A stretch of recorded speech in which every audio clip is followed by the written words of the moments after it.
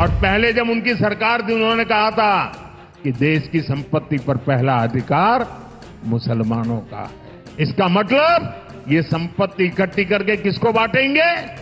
जिनके ज्यादा बच्चे हैं उनको बांटेंगे।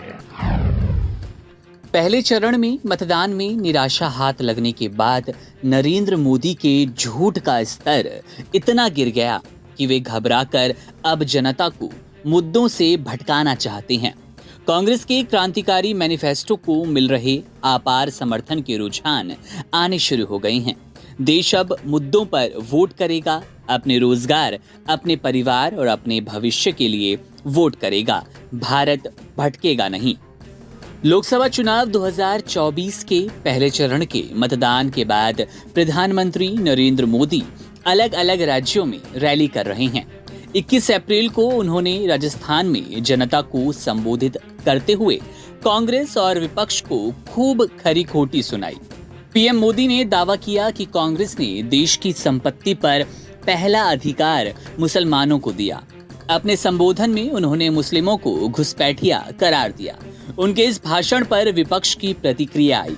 कांग्रेस नेता राहुल गांधी ने दावा किया कि पहले चरण के मतदान में बीजेपी को निराशा मिली है और इसीलिए प्रधानमंत्री नरेंद्र मोदी घबरा गए।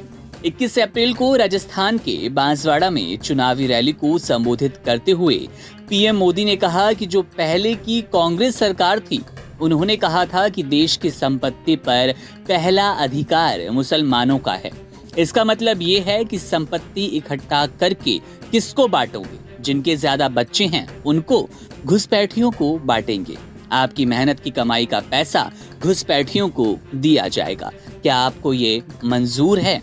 अब इसके जवाब में राहुल गांधी का ट्वीट सामने आया है। राहुल गांधी ने एक ट्वीट कर लिखा, पहले चरण के मतदान में निराशा हाथ लगने के बाद नरेंद्र मोदी के झूठ का स्तर इतना गिर गया कि वो घबराकर जनता को मुद्दों से भटकाना चाहते हैं। कांग्रेस के क्रांतिकारी मैनिफेस्टो को मिल रहे अपार समर्थन के रुझान आने शुरू हो गए। देश अब मुद्दों पर वोट करेगा, अपने रोजगार, अपने परिवार और अपने भविष्य के लिए वोट करेगा। भारत भटकेगा नहीं। अब जरा प्रधानमंत्री नरेंद्र मोदी का वो बयान सुन लीजिए जिसको लेकर विपक्ष हमलावर है। सबको वितरित कर देंगे। और पहले जब उनकी सरकार थी उन्होंने कहा था कि देश की संपत्ति पर पहला अधिकार मुसलमानों का है।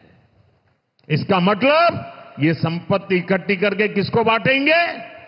जिनके ज्यादा बच्चे हैं उनको बांटेंगे, घुसपैठियों को बांटेंगे। क्या आपकी मेहनत की कमाई का पैसा घुसपैठियों को दिया जाएगा?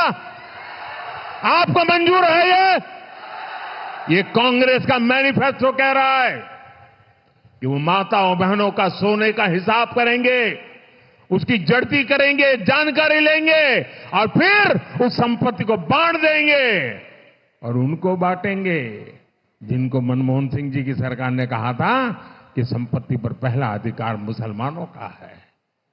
भाइयों बहनों, ये अर्बन नक्सल की सोच, मेरी माताओं बहनों, ये आपका मंगलसूत्र भी बचने नहीं देंगे।